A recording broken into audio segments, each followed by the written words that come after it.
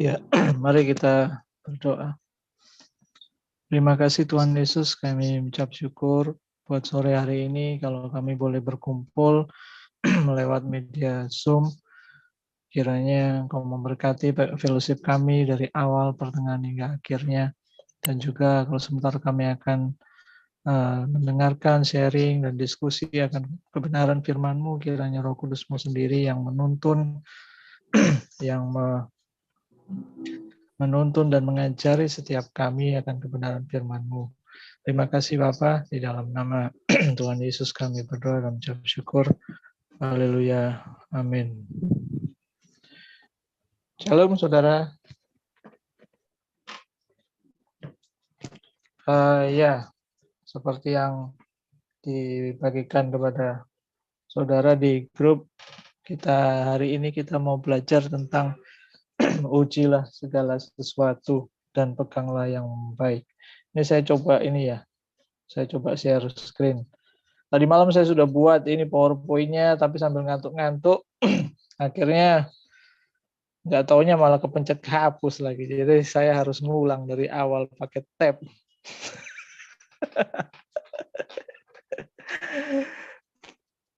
Ngantuk-ngantuk salah pencet malah kehapus, nggak kesimpan. Sudah lumayan banyak pula. Bentar. Share screen ya. Mana pilihannya nih?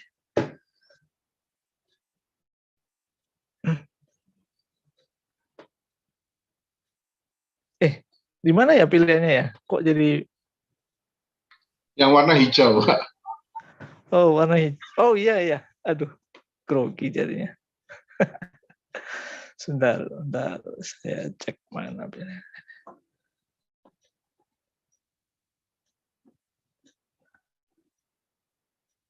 Udah ada. Kalau dari folder gimana ya? Kemarin kapan hari bisa?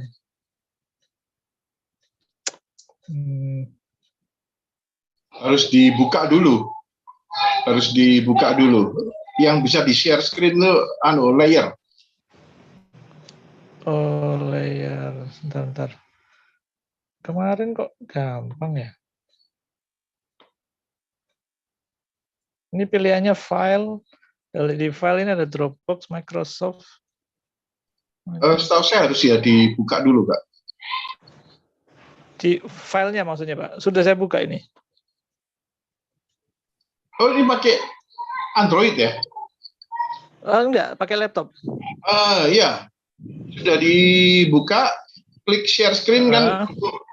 Klik share screen, pilih yang sudah dibuka itu. Oke, sebentar. Oke, sabar.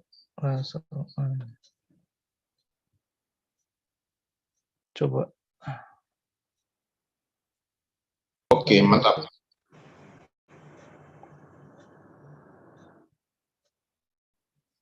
Benar enggak? Salah buka layernya kali. Ini buka yang di browser. Pilih yang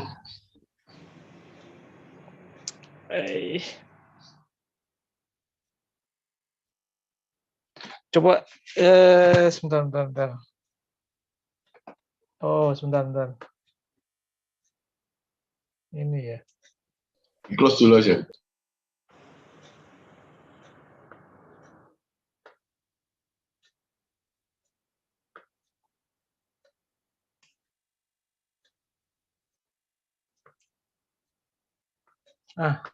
Oke.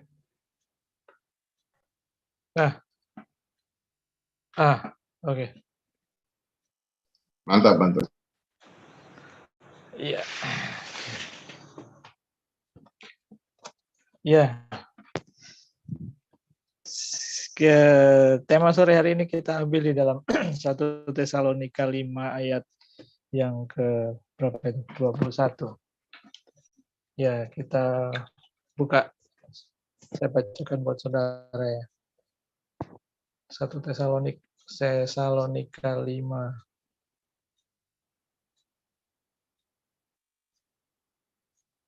Ya, 1 Tesalonika 5 ayat yang ke-21 dikatakan, ujilah segala sesuatu dan peganglah yang baik.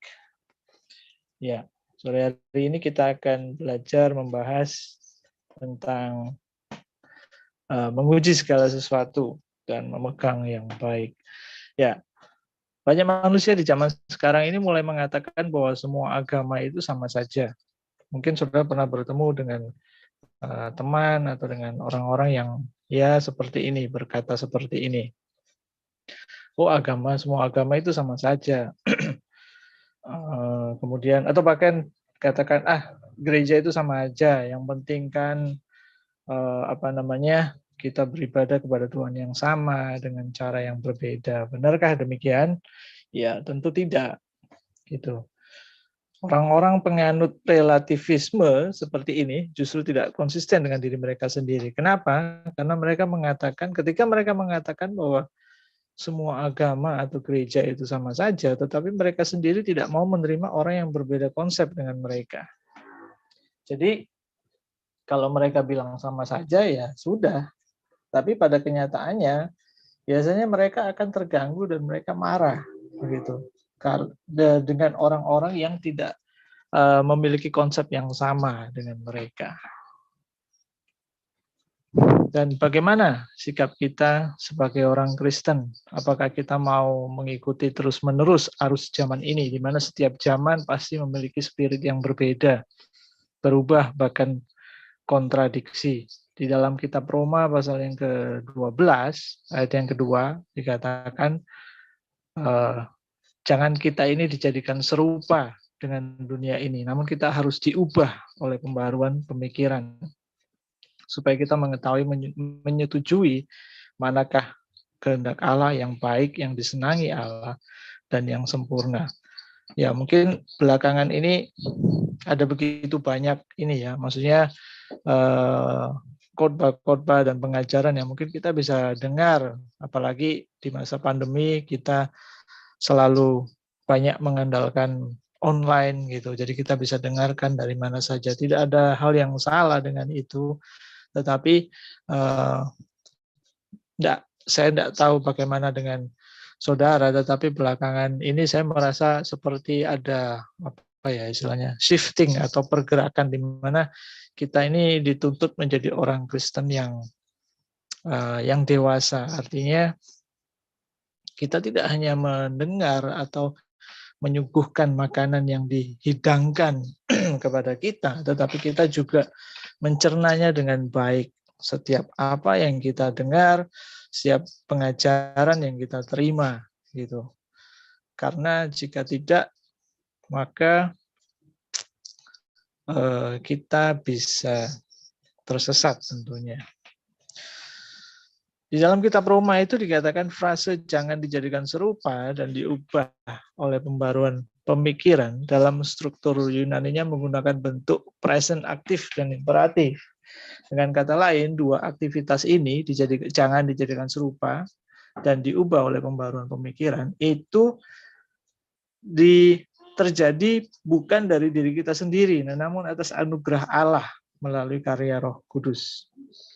Roh Kudus memimpin hati dan pikiran sehingga hati dan pikiran kita tidak lagi ditipu oleh dunia, namun makin sesuai dengan kehendak Allah di dalam firman-Nya.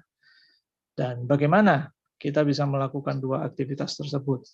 Ya, Roh Kudus mengajari kita melalui Alkitab. Di dalam Alkitab dikatakan bahwa caranya adalah dengan menguji segala sesuatu berdasar standar satu-satunya kebenaran yang mutlak, yaitu Alkitab.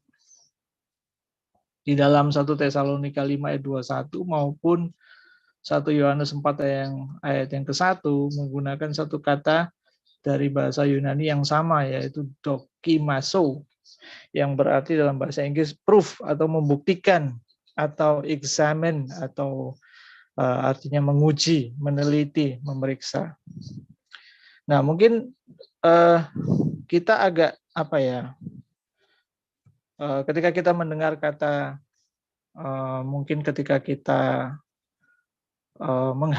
mendengar kata menghakimi, mungkin kita sering mendengar bahwa kita sebagai orang Kristen kita tidak boleh menghakimi, kita serahkan semuanya itu kepada Tuhan, begitu. Dan saya tidak tahu, pasti mungkin saudara sering mendengar orang berkata begitu. Oh, kita tidak boleh menghakimi, tetapi apakah sesungguhnya itu yang Alkitab maksudkan, bahwa kita apalagi mungkin kalau misalnya kita mendengar ini ya, seorang hamba Tuhan yang mungkin terkenal atau mungkin yang cukup terpandang dan selama ini, kemudian dia mungkin ada sesuatu hal yang ketika dia berkhotbah mengajarkan, lalu kita mencoba untuk mengkritisi begitu. Lalu mungkin ada, entah itu mungkin salah satu jemaatnya, pengikutnya, atau fans beratnya atau dan lain sebagainya lah, misalnya mereka berkata kamu tidak boleh seperti itu, apalagi tidak boleh menghakimi atau tidak boleh mengusik. Nah, ini yang paling sering, tidak boleh mengusik hamba yang diurapi Tuhan. Nah, beberapa ayat-ayat yang saya sebutkan ini, menghakimi dan mengusik hamba yang kuurapi, ini sering dicomot keluar dari konteksnya, dan kita seringkali tidak saya pikir juga dulu begitu. Jadi berdasarkan dengan ayat ini, kita tidak boleh menghakimi, kemudian kita tidak boleh mengusik hamba yang kuurapi. Ini seperti jadi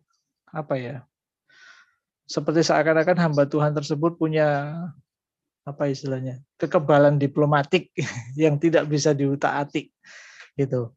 Jadi sekalipun mungkin atau baru-baru ini aja, kemarin saya kan ada lihat sebuah khotbah gitu ya di YouTube dari hamba Tuhan yang cukup terkenal lah. Kemudian hamba Tuhan di khotbahnya itu ada hamba Tuhan lain yang mengkritisi tentang apa yang dia sampaikan, lalu kemudian ada yang komen, loh kalau memang itu rema yang dia dapat dari Tuhan, ya kita tidak bisa dia bilang, kita tidak bisa mengkritisi atau kita tidak bisa menghakimi begitu. Lalu saya mencoba iseng mengomentari gitu, loh ya kalau mau dibilang rema ya segala sesuatu harus kembali kepada firman Tuhan, kepada Alkitab gitu, di kolom komentar itu. Lalu yang menyedihkan lagi, dia berkata begini, bahwa kan waktu itu saya bilang, berkata bahwa Alkitab itu standar tertinggi gitu loh. Jadi segala sesuatu harus kembali kepada Alkitab, kepada firman Tuhan. Kamu mau bilang itu rema, kamu mau bilang itu suara Tuhan dan lain sebagainya, tapi kalau misalnya itu tidak ada di dalam Alkitab, mau bilang apa? Gitu. Yang paling sedihnya lagi, dia bilang dengan jelas dan gamblang, dia bilang bahwa Alkitab itu bukan standar tertinggi. Yang tertinggi itu adalah Tuhan Yesus sendiri. Wow, ini kelihatannya rohani ya, saudara ya. Jadi dikit-dikit pokoknya ini dari Tuhan gitu. Ya Tuhan Yesus sendiri pokoknya. Alkitab itu bukan standar yang tertinggi. Saya pikir, waduh ini ngaco ini orang. Saya pikir ya akhirnya saya menyudahi, saya tidak menambah tidak melanjutkan. Jadi, dan saya lihat belakangan ini ada begitu banyak mungkin orang-orang Kristen yang seperti ini. Maksudnya dalam artian mereka, saya tidak mengatakan bahwa saya sudah sempurna, saya masih perlu banyak belajar juga. Tetapi bagaimana pemahaman mereka tentang bahwa kalau misalnya si A sudah ngomong dari tahtanya, itu seperti seolah-olah itu sudah dari Tuhan, begitu. Kita tidak lagi kembali kepada firman Tuhan, padahal ini perintah Tuhan sendiri di dalam 1 Tesalonika, ujilah segala sesuatu. Apakah Tuhan tidak marah ketika ada firman yang disampaikan lalu kita menguji kembali kepada Alkitab? Loh, tidak, itu firman Tuhan, itu perintah Tuhan sendiri. Ketika kita bisa mengujinya dengan firman Tuhan. Itu. Jadi ya, kita lanjutkan. Mengapa kita harus menguji segala sesuatu dengan Alkitab? Ya, seperti yang tadi saya bilang, karena itu adalah perintah Allah. Ketika Allah memerintahkan kita untuk menguji segala sesuatu, Ia mau kita lebih setia, taat, dan mencintai Allah dan kebenarannya. Orang Kristen yang semakin mencintai Allah seharusnya semakin berwaspada dan menguji segala sesuatu dari perspektif Allah. Allah melalui firman-Nya memerintahkan kita untuk menguji segala sesuatu. Nah, mengapa kita tidak mau menguji segala sesuatu dengan Alkitab sebagai orang Kristen? Bukankah ini sebagai suatu tindakan yang tidak bertanggung jawab dan melanggar firman-Nya?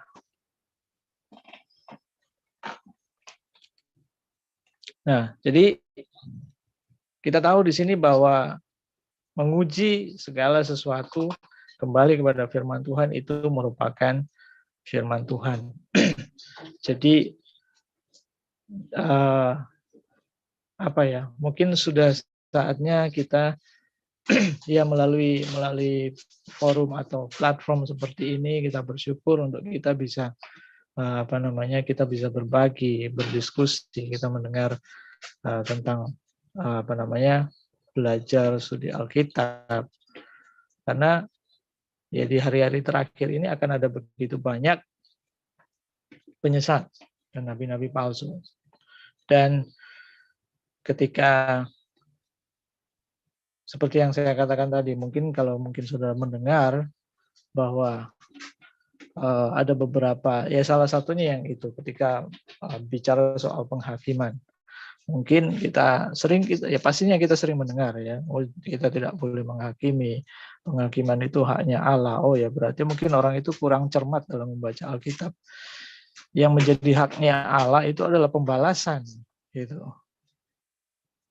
Kalau saudara baca di mana itu ayatnya ya, pembalasan itu adalah hakku, gitu. Jadi oh itu haknya Allah. Loh, iya, yang haknya Allah adalah pembalasan. Jadi kalau mungkin kita konotasinya agak sedikit negatif ketika kita mendengar kata menghakimi begitu. Kan di Alkitab dikatakan jangan kau menghakimi, ukuran yang sama engkau pakai untuk mengukur orang lain akan diukurkan kepadamu. Sebenarnya apakah Tuhan Yesus benar-benar mengatakan bahwa kita tidak boleh menghakimi di ayat itu? Sebenarnya tidak. Ya itu tadi, karena kalau kita mungkin saya coba buka ayatnya ya. Kalau kita melihat konteks daripada ayat itu, sebenarnya Tuhan Yesus tidak sedang mengatakan bahwa engkau tidak boleh menghakimi. Sekarang begini, kata menghakimi itu artinya ketika firman Tuhan berkata, misalnya kalau saudara mendengar pasti saudara pernah mendengar ayat ini. Pergaulan yang buruk merusak kebiasaan yang baik. Nah, pertanyaannya, berarti kan firman Tuhan mau supaya kita tidak memiliki pergaulan yang buruk, supaya kita tidak terikut dengan mereka, terpengaruh. Nah, bagaimana kita bisa memilah-milah seseorang itu baik atau tidak baik kalau kita tidak menghakimi? Artinya mungkin lebih tepatnya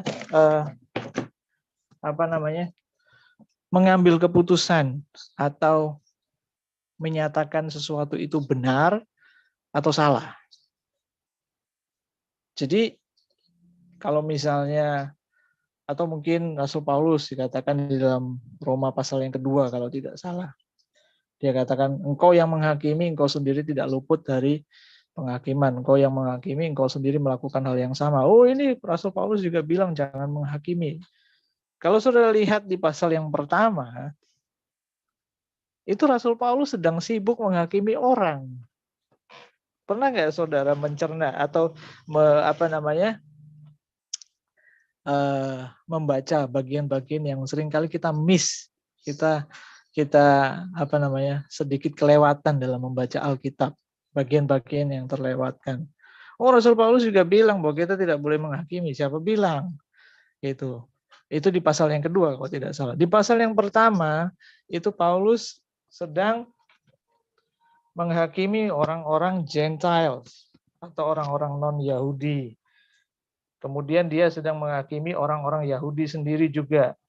Nah, coba saudara pikir, bagaimana mungkin Paulus berkata atau melarang kita untuk menghakimi, sedangkan dia sendiri di kitab Roma itu di pasal yang pertama, dia sedang menghakimi atau menyatakan yang benar dan menyatakan yang salah. Jadi, apakah orang Kristen boleh menghakimi? Ya, saudara bisa mencerna sendiri ya. Jadi menyatakan apa yang benar, menyatakan apa yang salah. Kemudian di dalam Yohanes itu Tuhan Yesus sendiri berkata, hakimilah dengan adil. Gitu. Nah, seringkali hal-hal seperti ini kita seringkali miss, atau kita bagian-bagian yang kelihatannya sepele kita seringkali terlewatkan karena kita berpikir enggak boleh, orang Kristen tidak boleh menghakimi, tidak boleh menghakimi. Kalau firman Tuhan menyuruh kita, menasihati kita untuk memilih-milih teman yang baik supaya kita tidak terpengaruh. Nah, itu tentunya kan kita menjatuhkan penghakiman. Artinya kita menyatakan, oh ini tidak benar.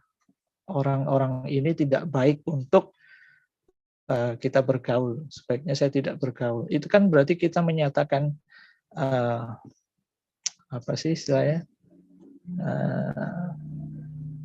Decide, atau kita memutuskan bahwa oke, saya tidak mau bergaul dengan orang-orang ini karena orang-orang ini tidak baik, akan memberi dampak yang buruk kepada diri saya.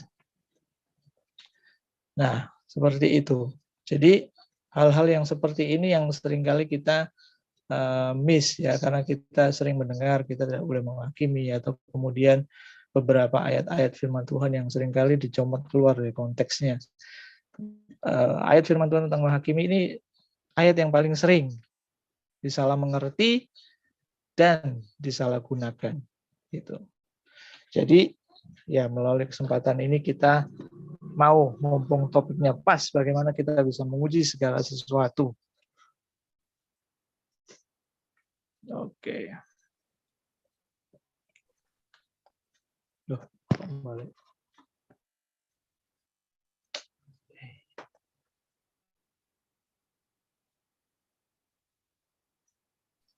Di F5 aja, Kak Dimas. Oh ya.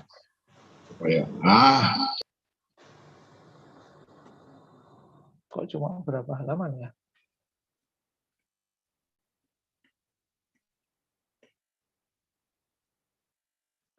Oke.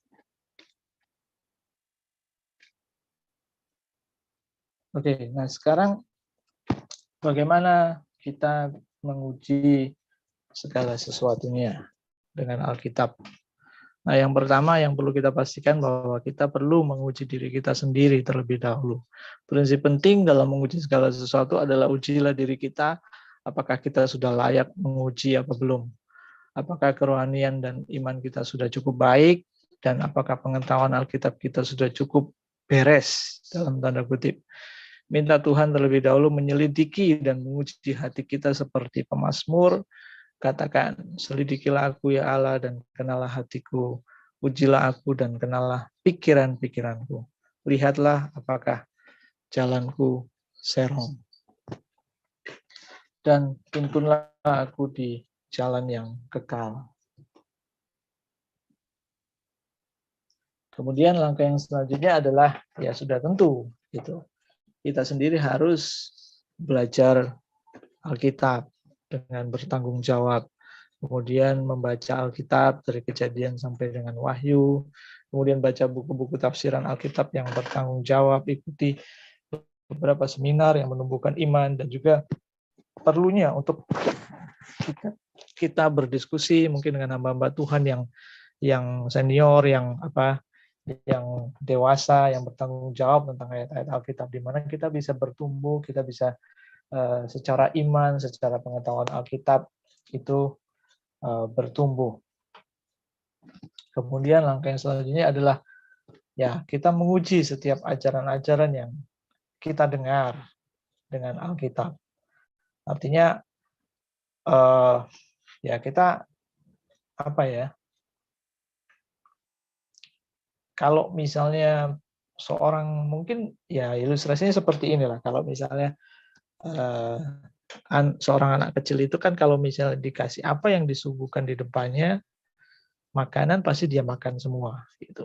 Tetapi kalau misalnya kita yang sudah dewasa, ketika kita disuguhkan makanan atau mungkin katakanlah ikan, kita pasti akan pilah-pilah gitu. Kita nggak mungkin akan durinya kita makan, kemudian dagingnya malah kita buang, ya kan?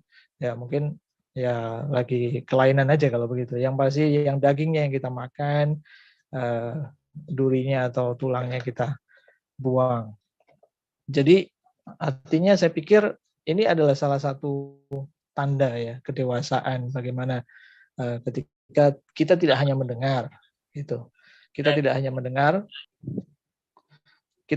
mendengar, tetapi kita memastikan, kita make sure gitu. Ada satu ayat yang, nah ini di Kisah Para Rasul. Kisah Para Rasul berapa itu? Kisah Para Rasul 17 ayat yang ke-11.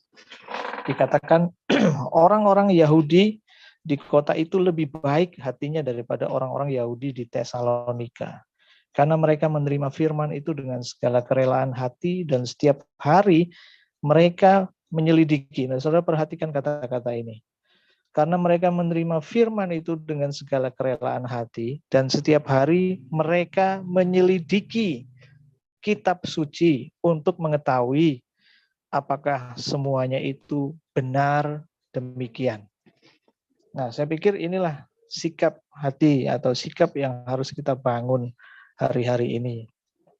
Ketika kita mendengar, ketika kita mendengarkan pengajaran, untuk kita perlu seperti orang-orang Yahudi yang dikatakan di sini. Bagaimana mereka dengan rela hati dan ketika mereka mendengar, mereka menyelidiki kembali kitab suci untuk mengetahui apakah benar nggak sih apa yang dia omongkan itu, pengajaran yang dia sampaikan itu benar nggak sih, sesuai nggak dengan Alkitab, sesuai dengan nggak dengan firman Tuhan.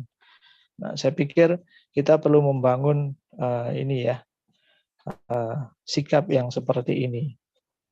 Jadi tidak hanya kita mendengar, tetapi kita menyelidiki bagaimana, apakah apa yang kita dengar itu benar-benar sesuai dengan firman Tuhan. Karena satu hal yang pasti bahwa musuh atau iblis itu tidak akan datang kepada kita itu dengan benar atau salah.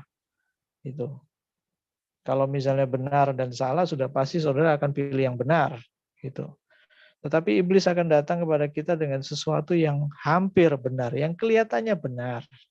Gitu. Sehingga kita mungkin, oh ini kayaknya ini rohani. Gitu. Ini kayaknya ya seperti yang sering aku dengar lah. Di gereja atau di mana-mana aku dengar. Oh pasti ini benar. Tetapi kalau kita tidak punya discerning kita tidak bisa mencerna dan kita tidak bisa memilah-milah, ya itu akan satu hal, itu hal yang sangat berbahaya ya saudara. Jadi saya pikir ya kita perlu memiliki sikap hati seperti orang-orang Yahudi ini. Bagaimana ketika mereka mendengar, mereka kembali menyelidiki kitab suci untuk mengetahui apakah yang disampaikan itu benar demikian. Kemudian yang ketiga, ujilah ajaran-ajaran yang Anda dengar dengan Alkitab, yaitu tadi kembali kepada Alkitab. Mengapa menguji ajaran itu penting? Karena ajaran itu merupakan kepercayaan yang mendasar, basic belief. Jangan mempercayai dan menerima suatu ajaran hanya karena itu dipercayai dan diikuti oleh banyak orang dan turun-temurun, begitu. Ya intinya kembali kepada Alkitab. Kalau misalnya ternyata Alkitab tidak mengatakan demikian, ya tidak perlu dipercayai, sekalipun itu mungkin banyak orang yang mempercayai atau bahkan turun-temurun kita mendengar hal itu. Dan tadi malam barusan saya juga saya sebenarnya dulu sangat senang dengan saya mengikuti hamba Tuhan ini gitu. Dan saya sangat diberkati dengan pengajarannya. Tetapi memang ternyata sekarang ini beliau ini sudah terkenal dengan, nggak tahu kalau mungkin sudah pernah mendengar yang namanya NAR ya, New Apostolic Reformation, atau mungkin ada lagi Word of Faith Movement itu. Nah, jadi ya berhati-hatilah dengan hal itu. Jadi apa namanya? Dia mengatakan bahwa Tuhan itu memiliki rencana yang unik, khusus, dan spesial untuk hidup Anda. Gitu. Dan sekilas mungkin ini there's nothing wrong, nggak ada yang salah, bukan? Kalau bagaimana? Apa yang ada dalam benak saudara ketika saudara mendengar perkataan ini? Tuhan itu punya apa namanya itu, destiny ya, kata-kata yang ini, kata-kata yang cukup catching, punya destiny atas hidupmu yang khusus, yang spesial, yang unik. Saya baru menyadari bahwa ketika saya mempercayai hal ini, hidup saya semakin stres. Karena saya pikir terus ada sesuatu yang pasti lebih dari ini. Gitu. Mungkin Tuhan mau saya jadi yang lain begitu. Padahal kalau kita cermati dalam Alkitab, hal seperti ini tuh tidak ada di dalam Alkitab. Iya, Tuhan punya rencana memang atas setiap hidup kita. Bahkan dikatakan di dalam Efesus, dikatakan Tuhan apa itu?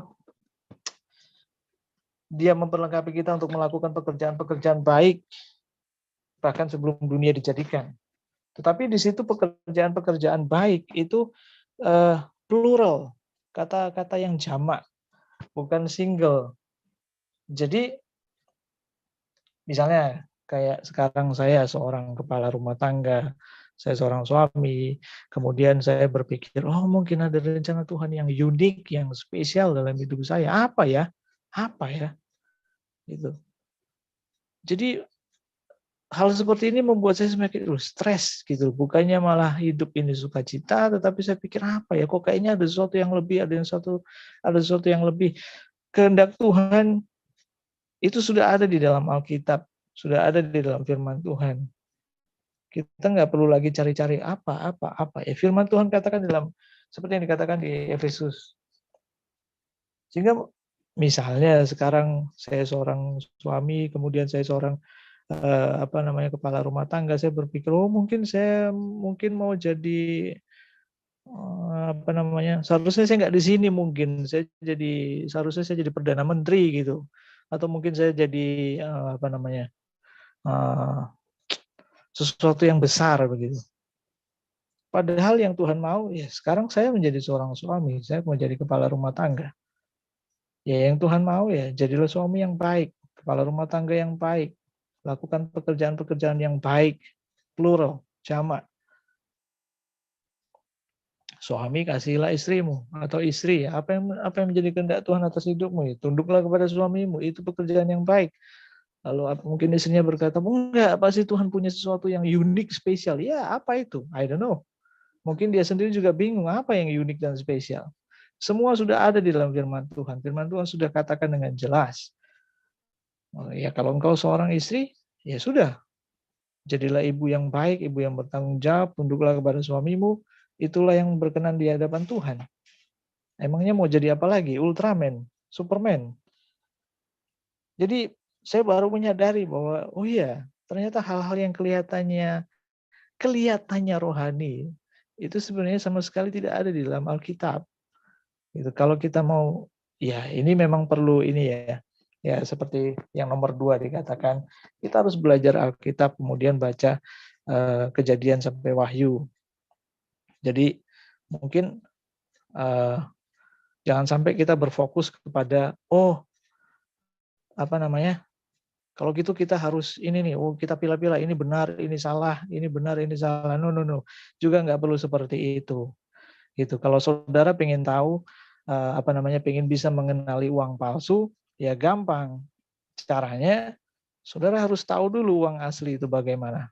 Betul kan? Kalau saudara tidak pernah lihat uang yang asli bagaimana, Saudara tidak pernah pegang, saudara tidak pernah lihat, saudara tidak pernah tahu ciri-ciri daripada uang asli. Bagaimana saudara bisa mengenali yang palsu? Nggak usah fokus dengan yang palsu, tapi fokuslah dengan yang asli. Ketika saudara fokus dengan yang asli, ketika kita fokus dengan kebenaran, lambat laun ketika ada hal yang false, makanya kalau dalam bahasa Inggris istilahnya false teaching, pengajaran yang menyimpang atau heresy.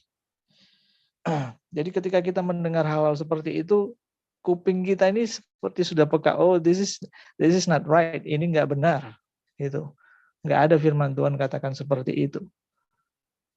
Jadi ya tadinya saya juga berpikir, oh kalau gitu harus fokus ini mana yang benar, pilah-pilah mana yang benar, mana yang salah. No. Jangan fokus kepada hal yang keliru. Fokus saja kepada yang asli, fokus saja kepada firman Tuhan, belajar dan kita menyelidiki. Nggak perlu fokus dengan yang palsu. Kalau kita sudah tahu yang benar, kalau kita sudah mengenali yang benar, otomatis kita akan bisa mengenali yang palsu.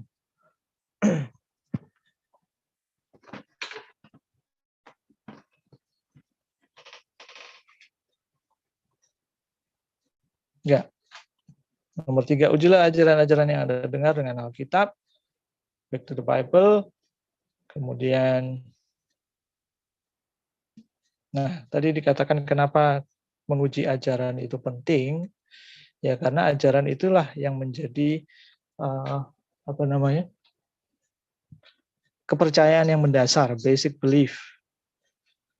Nah, karena dari sebuah ajaran akan muncul sebuah perilaku dari para pengikut-pengikutnya. Ketimbang kita menguji sikap dari perilaku dari dari pengikutnya, ya langsung aja yang diuji adalah ajarannya. Kemudian yang keempat, ya walaupun begini ya, walaupun perilaku pengikut itu belum tentu itu mencerminkan ajarannya. Ada istilahnya, oh itu kan oknum gitu. Misalnya kalau misalnya ada penjahat, misalnya mencuri, maling orang, kebetulan dia pakai kalung salib. Oh ini pasti ini ajarannya Alkitab. Ya, itu oknum. Why? Karena tidak ada ajaran Alkitab suruh maling dan mencuri. Tetapi kalau misalnya dilihat ajarannya benar-benar nyuruh untuk ya seperti itulah ya, sudah tahu. Kemudian nomor 4. Ujilah ajaran-ajaran tersebut dari sudut pandang logika Kristen. Jadi selain Alkitab, Allah juga menganugerahkan kepada kita akal budi untuk kita berpikir. Jika suatu ajaran itu benar, harus memenuhi beberapa syarat tertentu. Universal, yaitu bersifat berlaku umum, kekal, melampaui kesementaraan, integral, menyeluruh dan tidak ada pengecualian. Kemudian moral atau memiliki etika. Contohnya dengan logika Kristen. Misalnya begini, jika ada satu pendiri kepercayaan berkata kepada saudara atau berkata kepada kita semua bahwa segala sesuatu adalah ilusi. Nah, apa yang saudara tangkap ketika dia berkata seperti ini? Segala sesuatu itu ilusi. Itu. Ya sudah, kalau dia berkata seperti ini, dari titik awal pertama ini saja dengan statementnya itu, kita tidak perlu lagi mendengarkan ocehan daripada orang ini. Why? Kenapa? Kalau dia katakan segala sesuatu adalah ilusi, berarti apa yang dia katakan sendiri adalah ilusi. Dan lalu, kalau ilusi, kalau perkataanmu pun adalah ilusi, buat apa saya percaya sama kamu? Ini yang dimaksudkan dengan logika Kristen. Segala sesuatu itu ilusi. Ya berarti perkataan saya juga nggak perlu saudara dengar, karena apa yang saya katakan juga adalah sebuah ilusi. Kan begitu logikanya. Kemudian yang kelima, ujilah sikap dan tingkah laku pengikutnya. Nah ini yang seperti saya katakan tadi. Matius 7 ayat 15 sampai dengan 20 dikatakan dari buahnya lah kamu mengenal mereka, meskipun tidak selamanya dan tidak selalu perilaku seorang oknum pasti mencerminkan ajaran yang dianut, namun kita tetap bisa menguji satu ajaran dari sikap atau tingkah lakunya. Oke, kemudian peganglah yang baik. Setelah kita menguji sesuatu, segala sesuatu. Tuhan lewat Rasul Paulus memerintahkan kita untuk tetap berpegang kepada apa yang baik. Memegang atau katekete, akar kata kateko yang bisa berarti hold back atau menahan atau possess, memiliki. King James, New King James, dan Young Literal Translation menerjemahkan hold fast, memegang erat, memegang teguh. NIV, NISV menerjemahkan hold on to, berpegang pada. Nah, berpegang kepada yang baik. Nah, baik, kalon, akar kata kalos, atau bisa bermakna baik atau berguna.